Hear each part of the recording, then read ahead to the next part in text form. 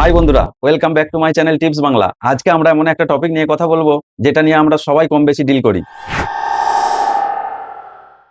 আমরা সকলেই আজকাল এআই টুল ব্যবহার করি এবং এআই টুল ব্যবহার করে নতুন নতুন ছবি এডিট করি, নতুন নতুন ছবি ডিজাইন করি, কি তাই না? যেমন ধরুন Meta AI, chat GPT, Gemini, এই সমস্ত এআই ইঞ্জিনগুলিতে আমরা বিভিন্ন ধরনের ছবি আপলোড করি এবং প্রম্পটের মাধ্যমে সেই ছবিগুলির বিভিন্ন ডিজাইন তৈরি করি। আচ্ছা, ধরে নিন আপনি আপনার নিজের ব্যক্তিগত কোনো ছবি সুন্দরভাবে এআই এর মাধ্যমে এডিট করলেন। আপনি কয়েক বছর পর আপনি নিজের সোশ্যাল মিডিয়া ঘাঁটাকালীন আপনি নিজেই দেখতে পাচ্ছেন যে ঠিক হুবহু আপনার মতো ব্যক্তি কেউ সোশ্যাল মিডিয়াতে কথা বলছে, কিন্তু সেই ব্যক্তিটা আপনি নন। সেই অবস্থায় আপনার মানসিক অবস্থা কেমন হতে পারে?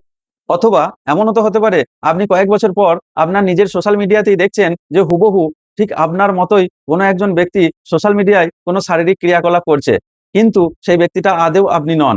এই অবস্থায় আপনার মানসিক অবস্থা কি হতে পারে? এই যে প্রত্যেকদিন এআই ইঞ্জিনের মধ্যে কত লক্ষ লক্ষ ছবি আপলোড হচ্ছে, কত ব্যক্তিগত ছবি আপলোড হচ্ছে এবং সেই ছবিগুলিকে কয়েক সেকেন্ডের মধ্যে এআই এডিট করে আমাদের কাছে প্রতিফলিত করছে। এগুলি কি নিছকই মজা, নাকি এর ভিতরে লুকিয়ে রয়েছে কোনো ভয়ঙ্কর রহস্য?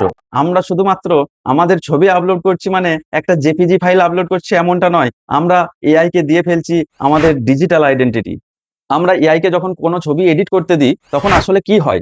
এআই আপনার ছবিটি নেওয়ার পর প্রত্যেকটা পিক্সেল টু পিক্সেল আপনার অঙ্গ প্রত্যঙ্গগুলিকে চিনতে শেখে। যেমন আপনার নাকের গঠন, আপনার ঠোঁটের ধরন, আপনার ত্বকের রং, আপনার চুলের গঠন, এগুলিকে নিয়ে আপনার সামনে যে প্রতিফলনটি দেখায় সেটা মোটেও আপনার অরিজিনাল ছবি নয়। সেটা হলো একটা ডিজিটাল সংস্করণ। সেই ডিজিটাল সংস্করণ এআই নিজেই তার বুদ্ধিমত্তার মাধ্যম দিয়ে করে থাকে। তাহলে আপনার ছবিটি এডিট করার পর যেটা আপনি দেখতে পাচ্ছেন সেটা আদৌ আপনি নন। এটা হলো একটা ডিপ ফেক পদ্ধতি। আপনারা বারবার এআই ইঞ্জিনে ছবি আপলোড করে ছবিটিকে এডিট করতে যাবেন না। কারণ আপনার আপলোড করা ছবিটি এআই ইঞ্জিন প্রশিক্ষণ কাজের জন্য দীর্ঘদিন ধরে রাখে এবং এটার কি গ্যারান্টি আছে যে আপনার সেই ছবিটি ভবিষ্যতে সেই এআই ইঞ্জিনের কাছ থেকে হ্যাকারদের দ্বারা হ্যাক হয়ে বিকৃত রূপে বাজারে বেরোবে না? সুতরাং এখন থেকে সাবধান হয়ে যান।